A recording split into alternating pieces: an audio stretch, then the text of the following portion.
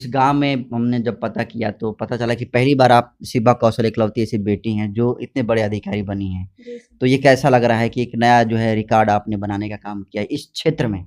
Sir मेरे लिए भी सब कुछ पहली दफ़ा लग रहा है नया-नया, हुँ। तो अच्छा लग रहा है। अच्छा, कोचिंग आप कहाँ से करती थी? कोचिंग करती थी भी या सेल्फ स्टडी करके आपने यहाँ तक आई? लड़कियों को ख़ासकर कहा जाता है कि मोबाइल देने पर बिगड़ जाती है। लड़कियों को मोबाइल नहीं देना चाहिए। इससे आप सहमत हैं?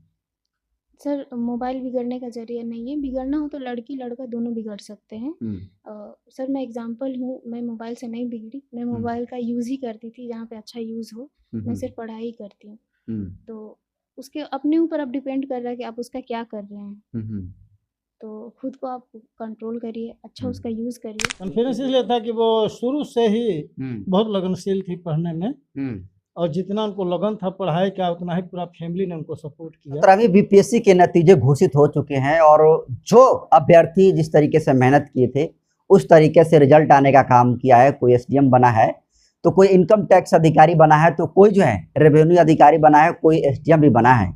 जो अब महिला अभ्यर्थी आपको दिखाई दे रही है सफल हो चुकी हैं, इनका नाम जो है शिवा कौशल है और ये बिहार के बक्सर के राजपुर प्रखंड के बनी गांव से हैं और इन्होंने भी बीपीएससी को क्रैक करके रेवेन्यू अधिकारी बनने का काम किया है। तो टोटल पोस्ट आपको पता है कि 2035 पोस्ट था और उसमें से इनका जो रैंक है 1531 है और ये रेवेन्यू ऑफिसर बन गई हैं जिसको हिंदी में राजस्व अधिकारी कहते हैं। और आपको पता है कि एक राजस्व अधिकारी का जो कार्य क्षेत्र होता है जमीन से जुड़ा होता है, कागज जमीन से जुड़ा जितने सारे काम होते हैं भूलेख से संबंधित वो सारे इसी दायरे में आते हैं, रेवेन्यू ऑफिसर के ही दायरे में आते हैं।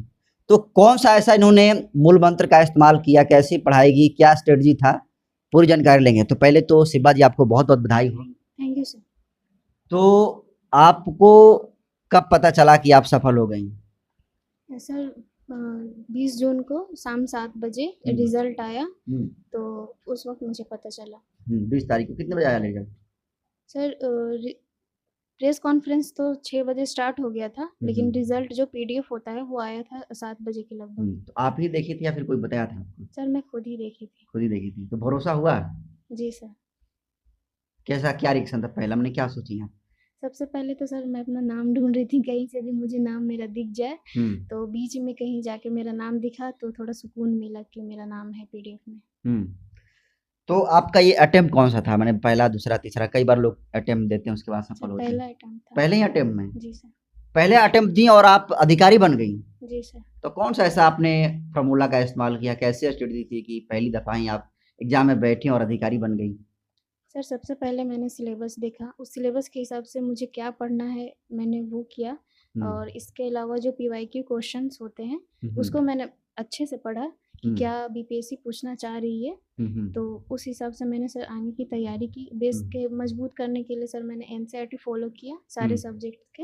एनसीईआरटी को अच्छे से पढ़ा, खास करके साइंस, क्योंकि लगभग 30 क्वेश्चन जो प्रीलिम्स है उसमें 30 क्वेश्चन लगभग साइंस के आते हैं, तो एनसीईआरटी का ज़्यादा फोकस मैंने साइंस के लिए किया था। आपके पिता मीर सफीउल्लाह, इनसे बातचीत हो रहा था तो बोले कि बेटी तो रेवेन्यू ऑफिसर बन गई है लेकिन उस रिजल्ट से खुश नहीं है, क्या ये सच बात है? सर ये सच है। मेरा जो टारगेट था वो एसडीएम का था और उस हिसाब से मैंने तैयारी भी की थी और लिखा भी था मेंस। पता नहीं कहाँ चूक रह गई कि नहीं आया, लेकिन ये भी पोस्ट अच्छा है। तो आप खुश हैं, सेटिस्फाइड हैं आप? खुश तो हैं सर, लेकिन सेटिस्फाई नहीं है, आगे तैयारी अभी करेंगे। इसे भी आगे जाना है? जी सर। यूपीएससी के लिए भी सोची हैं? जी सर, उसका प्रिपरेशन करते हैं। अभी कर रही हैं? जी सर। ऐसा नहीं कि ये सफलता मिल गया तो छोड़िए, अभी अधिकारी बन गए, लाल बत्ती हो गई, अब तो आगे क्या करना है? नहीं सर, जो मेरा टारगेट है हम वहाँ तक तो जाएंगे ही। जी तो सर। टारगेट आपका एसडीएम बनना है?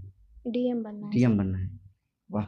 तो आप इतनी बड़ी अधिकारी बन गई हैं, किसको क्रेडिट आप दीजिएगा सफलता का? सर सफलता का श्रेय तो बहुत सारे लोग हैं, मेरी दोस्त भी हैं और भी कुछ लोग हैं, मेरी पूरी फैमिली है और खासकर मेरे अब्बू हैं। तो इस गांव में हमने जब पता किया तो पता चला कि पहली बार आप शिवा कौशल इकलौती ऐसी बेटी हैं जो इतने बड़े अधिकारी बनी हैं। जी सर। तो ये कैसा लग रहा है कि एक नया जो है रिकॉर्ड आपने बनाने का काम किया है इस क्षेत्र में? सर मेरे लिए भी सब कुछ पहली दफ़ा लग रहा है नया-नया, तो अच्छा लग रहा है। अच्छा लग रहा है? जी सर। प्यार जो मिल रहा है वो कैसा लग रहा है लोगों का? अच्छा लग रहा है सर। महापुरुषों में किसको आप क्रेडिट देंगी? सर राष्ट्रपिता महात्मा गांधी जी को। अच्छा, कोचिंग आप कहाँ से करती थी? कोचिंग करती थी भी या सेल्फ स्टडी करके आपने यहाँ तक आई हैं? सर स्टार्टिंग में बीपीएससी के लिए मैंने 2 साल सेल्फ स्टडी घर पे ही किया था, हुँ। लॉकडाउन के दौरान। हुँ। उसके बाद जब मुझे हज भवन का पता चला कि वहाँ माइनॉरिटी के लिए अलग से सुविधाएँ दी जाती है सिविल सर्विसेज़ के लिए, तो मैंने वहाँ एंट्रेंस एग्ज़ाम दिया, वहाँ क्वालीफाई हुआ, तो मैंने 17वीं की पूरी तैयारी वहीं से की। 2024 में ही वहाँ गई, वहाँ पीटी का एग्ज़ाम हुआ, क्वालीफाई किए, फिर मेंस का पूरा पढ़ाई हुआ। तो 17वीं के लिए तो मैं सारा श्रेय हज भवन को ही दूँगी। खासकर राशिद सर जो वहाँ के सीईओ हैं, उन्होंने बहुत अच्छे से पूरे माहौल को कैसे बच्चों को पढ़ाना है, कैसे क्या करना है, सब कुछ उन्होंने अच्छे से देखभाल किया। लेकिन 2 साल आपने स्टडी किया, सेल्फ स्टडी किया। जी सर। तो सेल्फ स्टडी को ज़्यादा क्रेडिट दीजिएगा या फिर कोचिंग को ज़्यादा? सर दोनों को देंगे। बेस मेरा मजबूत हुआ था सेल्फ स्टडी से, और क्या पढ़ना है, क्या नहीं पढ़ना है, कितना पढ़ना है, ये सब हज भवन से मुझे मालूम चला। मोबाइल आप इस्तेमाल करती थी कि नहीं? मोबाइल से पढ़ती थी कि नहीं, ऑनलाइन क्लास वगैरह सब? सर यूट्यूब से मैं करंट अफेयर और एनसीईआरटी वगैरह सब यूट्यूब से ही देखते थे। यूट्यूब से पढ़ती थी। जी सर। आमतौर पर ये परसेप्शन सेट है लोगों के बीच में कि लड़कियों को खासकर कहा जाता है कि मोबाइल देने पर बिगड़ जाती है, लड़कियों को मोबाइल नहीं देना चाहिए। इससे आप सहमत हैं? सर मोबाइल बिगड़ने का ज़रिया नहीं है, बिगड़ना हो तो लड़की लड़का दोनों बिगड़ सकते हैं।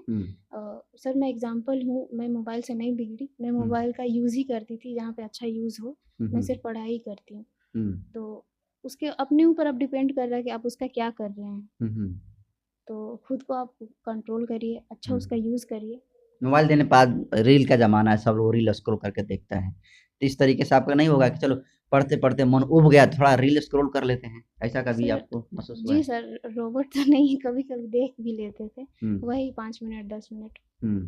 रील देखती थी? थोड़ा बहुत सर। लेकिन डिसिप्लिन होना चाहिए। जी सर। रील देखिए कोई दिक्कत नहीं कि डिसिप्लिन होना चाहिए कि जी हमको इतना से सर, इतना। ये नहीं कि पूरा दिन रील ही देखें। अब पढ़ाई से थोड़ा सा बोर हो गए, ऊब गए, तो थोड़ा माइंड फ्रेश करने के लिए या तो अपनी फ्रेंड से बातचीत कर लीजिए, या थोड़ा बहुत वही 5 मिनट 10 मिनट इंटरटेनमेंट कर जी लीजिए। सर। चूल्हा चौकी के बारे में कहा जाता है लड़कियों के बारे में कि तो चूल्हा चौकी करने लायक है, लड़कियों को पढ़ा लिखा कर क्या होगा, ऐसी भी सेट है लोगों की मानसिकता। तो ऐसे सोच वाले लोगों के बारे में क्या कहेंगे आप? सर चूल्हा चौकी खराब नहीं है, जैसे सब काम है वो भी एक काम ही है, तो अब वो भी कर सकते हैं, पढ़ाई के साथ दोनों चीज़ हो सकता है। चूल्हा चौकी सिर्फ लड़कियां थोड़ी ना करती हैं। अब शहर में जाइएगा तो बड़े बड़े पोस्ट पे लोग जो हैं उसके लिए भी तैयारी करते हैं। लेकिन इस नज़रिए से देखा जाता है लड़कियों को कि तो चूल्हा चौकी करने वाली है और शादी ब्याह भी हो जाएगा तो चल जाइए दूसरे के घर पर, तो माता पिता भी जो थोड़ा सा इग्नोर करते हैं, मैक्सिमम केस में देखा गया ऐसा, और बेटियों को नहीं वो पढ़ाते हैं, तो क्या कहेंगी? सर सारी समस्या का जड़ यहीं से स्टार्ट होता है कि आप जहाँ लिटरेसी रेट कम हुआ, एजुकेशन कम हुआ, वहाँ समस्या उत्पन्न होने लगती है। खासकर बिहार में देखा जाए तो यहाँ का लिटरेसी रेट कम है। तो यहाँ के लोगों को मैं यही बोलूँगी कि खासकर फैमिली का सपोर्ट होना चाहिए। बच्चे अगर पढ़ना भी चाह रही हैं, जब तक माँ बाप नहीं चाहेंगे वो नहीं पढ़ पाएंगी, तो सभी का सपोर्ट ज़रूरी है। कभी आपने फाइनेंशियल रूप से प्रॉब्लम महसूस हुई है? कभी आपको लगा कि पैसे वगैरह नहीं है, इसकी वजह से आर्थिक तंगी? सर मुझे जब भी जो भी ज़रूरत हुआ मैं अपनी फैमिली को बोल देती थी। अब वो फाइनेंशियल रूप से क्या प्रॉब्लम होती होगी वो फैमिली के लोग ही समझते होंगे, लेकिन मुझे नहीं, मुझे मिल जाता था जब भी हम मांगते थे। अब जहाँ से भी अब्बू जुगाड़ करके दे वो मुझे मिल जाता। मैं जहाँ भी बोलती थी वहाँ मुझे एडमिशन मिला रहने के लिए। घर पे मैं कम ही रही हूँ, पटना में रहती थी, तो कोई प्रॉब्लम नहीं आया हमको। लेकिन बहुत सारे ऐसे अभ्यर्थी होते हैं जो कि फाइनेंशियल रूप से कंडीशन से जूझते हुए वो हिम्मत हार जाते हैं, तो क्या ये आड़े हाथ आता है फाइनेंशियल कंडीशन? जी सर, ज़रूरी है। खासकर अगर जो बच्चे बाहर रह के पढ़ रहे हैं और उनकी पारिवारिक स्थिति अच्छी नहीं है, तो आर्थिक रूप से समस्या आती है थोड़ा बहुत सर। मेरी बहुत सारी ऐसी दोस्त थी जिसे पता चलता था। तो आगे कर रही हैं आपके दोस्त या फिर फाइनेंशियल की वजह से वो छोड़ दी? नहीं कर रही हैं। मतलब बहाना ना हो, अगर ईमानदारी से काम करने का जुनून हो तो मतलब फाइनेंशियल कंडीशन से जूझ कर भी आदमी निकल सकता जी है। सर, वो तो अगर बहाना ढूंढिएगा तो कहीं भी मिल जाएगा बहाना, लेकिन अगर आप चाहिएगा दिल से तैयारी करने के लिए तो वो तो मैं घर पे भी कर सकती थी, लेकिन एक होता है ना पढ़ाई वाला माहौल, तो उस वजह से मैं हज भवन चली गई थी। घूस के बारे में कहा जाता है कि बिहार में अगर नौकरी करना है तो आपको घूस देना पड़ेगा, तो आप जो है ये अधिकारी बनने के लिए कितने रुपए आप लोग घूस दिए हैं, आप और आपके पापा? सर 1 पैसा भी नहीं। सही कह रही हैं? जी सर। 1 पैसा भी नहीं दिए हैं? नहीं सर, जो भी मेरा रिजल्ट है मेरे मेहनत के बल पे है। घूस नहीं लगा है, नहीं सर, घूस कहाँ से? लेकिन जो ऐसा माइंडसेट बनाए रहते हैं क्योंकि पैसा देने पर, घूस देने पर ही जॉब होता है, क्या ये सच बात है? नहीं सर, एकदम सच नहीं। उसका रिजल्ट और एग्जाम्पल मैं खुद हूँ, हम्म और एक मेरी दोस्त भी है मलाइका इश्तियाक, हम्म उनका भी हुआ है। हम्म तो वो भी हज भवन से ही है। हम्म तो इसमें घूस का कोई रोल नहीं है सर, ये सिर्फ एक बहाना है। अब अधिकारी बन गई हैं, आपके आगे पीछे लोग घूमेंगे, तो एक रौब वाली बात होती है कि बहुत सारे लोग अधिकारी बनते हैं कि डंडा चलाएंगे, हंटर चलाएंगे और रौब दिखाएंगे। तो आप अधिकारी किस लिए बनी हैं, रौब दिखाने के लिए या जन सेवा करने के लिए? सर जो पोस्ट मुझे मिला है उसमें जो मेरी ड्यूटी होगी, हम उस ड्यूटी को पूरा करने के लिए बने। हम एक सरकारी सेवक हैं, ना कि रोब जमाने के लिए बने। लेकिन आज अफसर, ये हर कोई कहता है, लेकिन जब उसको पद पर जैसे ही बैठाया जाता है, बैठता है, ज्वाइनिंग जैसे ही होती है, तो अफसरशाही दिखती है। सर कहीं कहीं दिखती है, लेकिन ऐसा हम सबको नहीं बोल सकते हैं। लेकिन मेन हमारा जो ड्यूटी है, सरकार जो हमें चुन रही है जनता की सेवा के लिए, उनकी भलाई के लिए, तो हम वही काम करें। तो क्या सोचकर आप इस चीज़ की तैयारी कर रही थी, समाज में कुछ बदलाव करने के लिए, या फिर व्यक्तिगत तौर पर कि हम अधिकारी बन गए, अच्छी खासी सैलरी आएगी, अपना परिवार का भला करेंगे, अपना भला होगा और चलते बनेंगे, या फिर कुछ अलग सोच था आपका, यूनिक सोच? नहीं सर, सिविल सेवा में जाके जनता का सेवा करना, लोगों की भलाई करने का ही मेरा टारगेट था। और खासकर कि मैं एक मुस्लिम परिवार से हूँ, और मुस्लिम परिवार की लड़कियों का अगर आप देखिएगा तो लिटरेसी रेट अन्य की तुलना में कम रहता है। तो मैं उनके लिए एक प्रेरणा भी बन सकती हूँ, और साथ ही आगे जाके जो लड़कियां हैं, खासकर बिहार की लड़कियां, उनके लिए मैं कुछ कर सकती हूँ। मुसलमानों के बारे में कहा जाता है कि मुस्लिम जो है, अब्दुल नाम लेकर कहा जाता है कि अब्दुल तो पंचर साटने लायक ही है। मुस्लिम लड़कियों के बारे में कहा जाता है कि इनके अंदर मेरिट और टैलेंट नहीं होता है, ये तो बस इधर उधर की करती हैं। तो इसके बारे में क्या कहेंगे, जो इस तरीके से माइंडसेट बना कर रखे हैं? सर मैं इस बात से सहमत नहीं हूँ। ये सिर्फ कमेंट्स में या जो हेट स्पीच, फेक न्यूज़ वगैरह होता है, वही ये सब चीज़ें चलती हैं, और वैसा न्यूज़ मैं देखती भी नहीं हूँ सर। और ये चीज़ सही नहीं है। मैं जहाँ से आती हूँ हज भवन से, वहाँ पे खासकर मुसलमानों को ही पढ़ाया जाता है, और भी माइनॉरिटी के लोग होते हैं, लेकिन मैक्सिमम मुसलमान के होते हैं। तो वहाँ से अभी जो रिजल्ट हुआ है उसमें से लगभग 81 बच्चों का हुआ है। तो उसकी मैं एक एग्जांपल खुद हूँ। तो ये बात सही साबित नहीं होता है सर कि सिर्फ पंचर साटने का ही काम करते हैं वो। और इतिहास में आप जाइएगा तो एपीजे अब्दुल कलाम हो गए, हमारे पहले शिक्षा मंत्री हो गए, वो सारे मुसलमान ही थे। शिबा कौशल ने जिस तरीके से ईमानदारी से सही स्ट्रेटजी का इस्तेमाल करके, तैयारी करके, जिस तरीके से रेवेन्यू अधिकारी, राजस्व अधिकारी बनने का काम किया है, और पूरे क्षेत्र में जो है सफलता का परचम जो है लहराने का काम किया है, और पूरे अपने गांव के लोगों का जो है छाती चौड़ा करने का काम किया है। एक आखिरी मेरा सवाल रहेगा कि आप एक नई मिसाल बनी हैं, तो लोग कैसे, किस स्ट्रेटजी को फॉलो करें, क्या मैसेज रहेगा, तैयारी करें कि वो जो है सफल हो जाएं, और आप ही की तरह, शिबा कौशल की तरह वो भी सफल हो जाएं?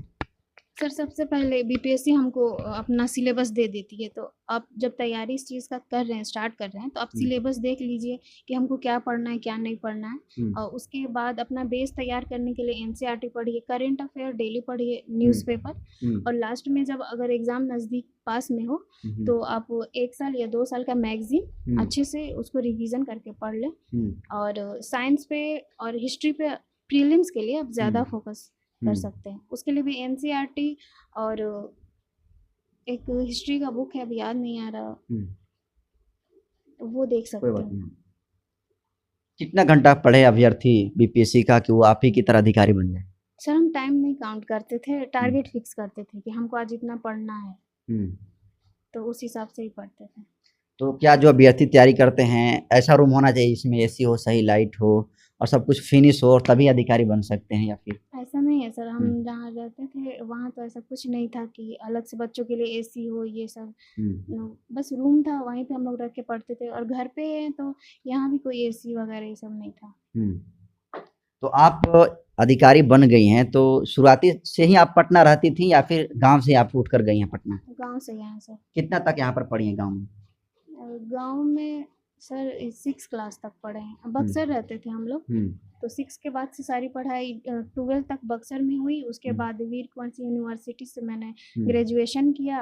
उसके बाद सेल्फ स्टडी करती थी, फिर जब हज भवन का पता चला तो वहाँ चली गई। एक टीचर हैं कमलेश सर, इंटरव्यू से जब हम लोग आए तो कह रहे हैं कि हमने बच्ची को पढ़ाया है, तो क्या कमलेश जी पढ़ाए हैं आपको? जी सर, जब किस क्लास में छोटे थी थे, तुम? 3 क्लास में थे।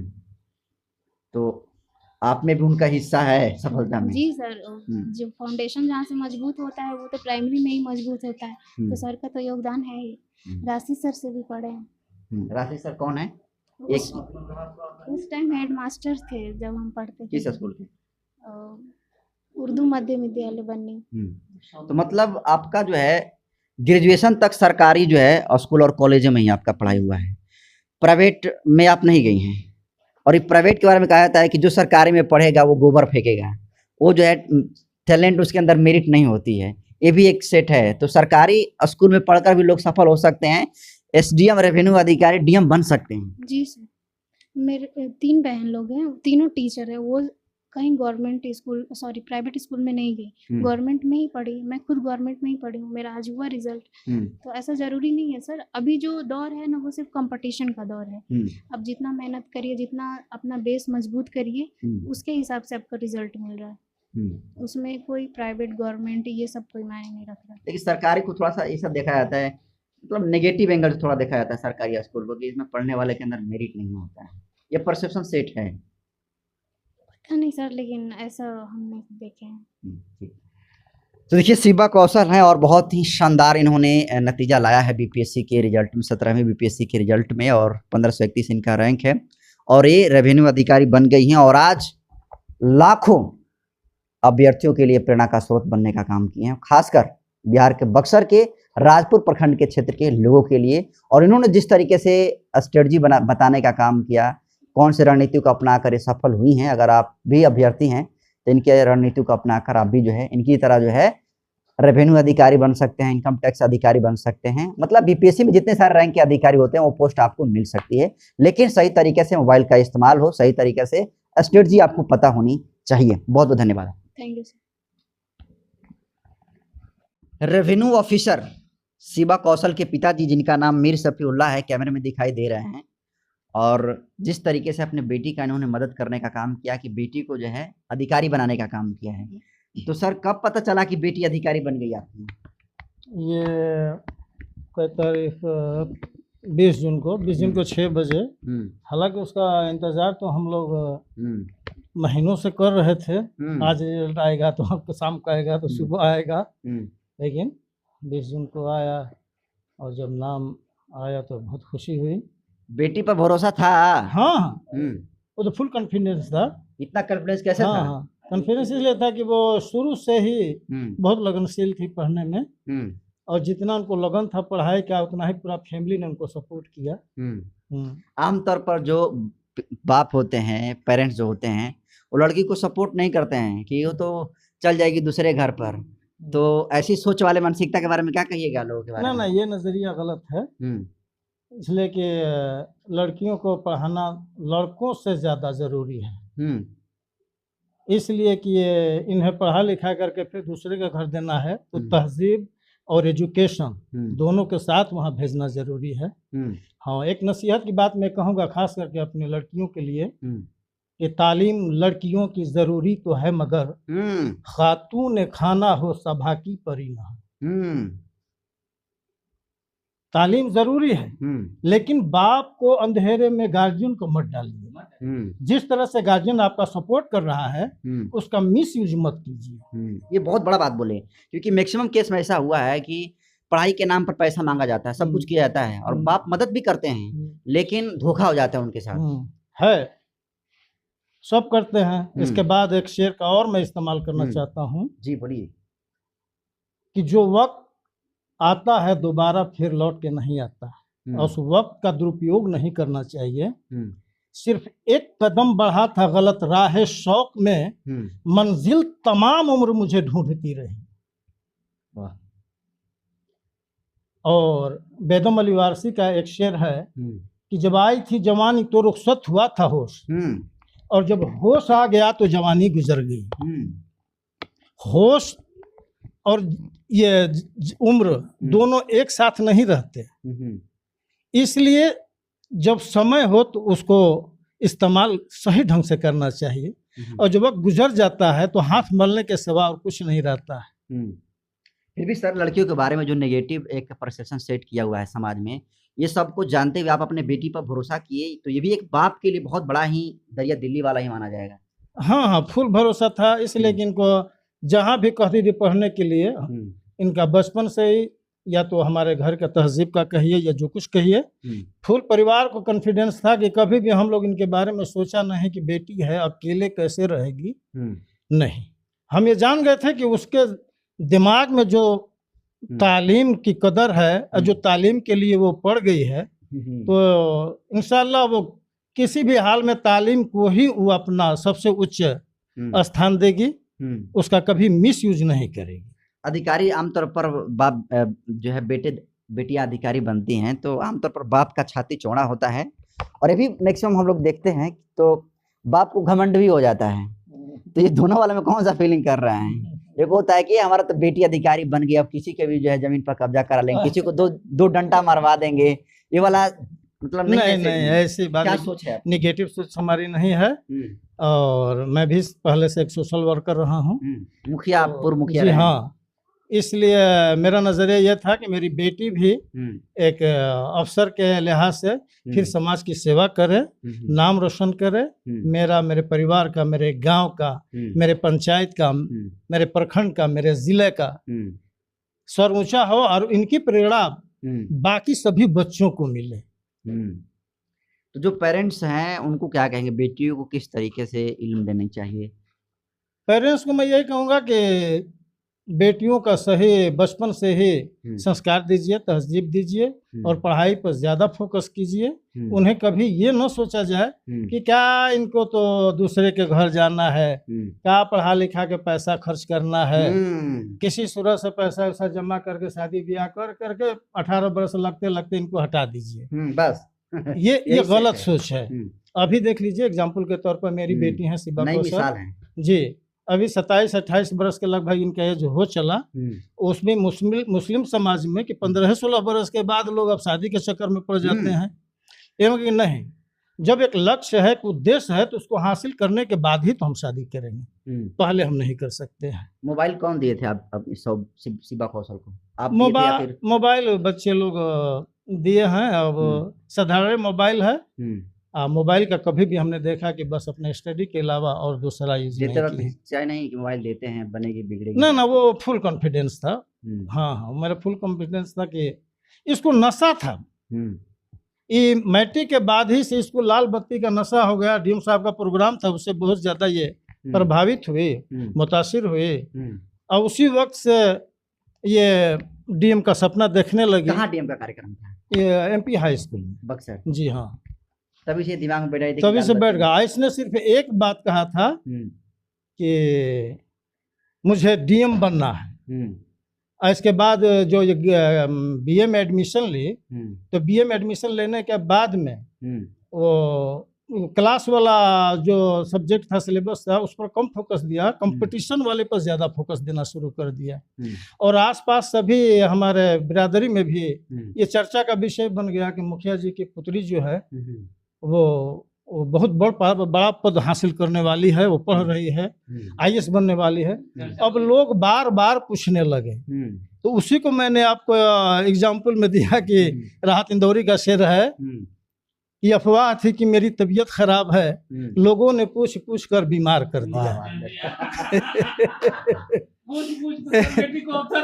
अब अपने रिलेटिव जितना थे इतना बार बार पूछते। हकीकत में मैं कोई ये एक स्पीच का मुद्दा नहीं बना रहा हूँ। तो जब आते थे तो घर बताते थे बेटी को? हाँ, इनसे भी डायरेक्ट लोग पूछते, क्या बचिया, लेडीज भी लोग, कब तक डीएम बन जी, क्या बचिया। अब इनको भी अब थोड़ा सा लिहाज लगे, शर्म लगे कि अरे भाई, अब लोग हमारे लोग कितना बड़ा बड़ा ख्वाब मेरे बारे में सोच रहे हैं, तो मैं क्यों अपनी हस्ती को मिटा दूं और उस मंजिल को प्राप्त करके सबको सुरखरू कर दूं।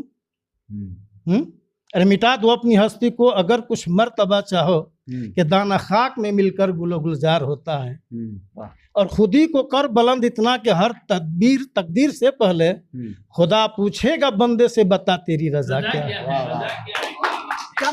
इस लाइन का सही तौर पर परफेक्ट जो है, इस अभी जो है परफेक्ट बैठता है इनका लाइन के बेटी की सफलता पर। और एक बाप के लिए इससे बड़ा जो है गर्व का क्षण नहीं हो सकता है कि बेटी शिवा कौशल जो रेवेन्यू अधिकारी बन गई हैं, वो जो है बैठी है और उनके बगल में बाप बैठकर अपनी बेटी का जो है गुणगान कर रहा है। और ऐसे ही क्षण हर एक बाप को नसीब हो। बाकी इस वीडियो को जमकर शेयर करिए और पहुंचाइए लोगों के पास।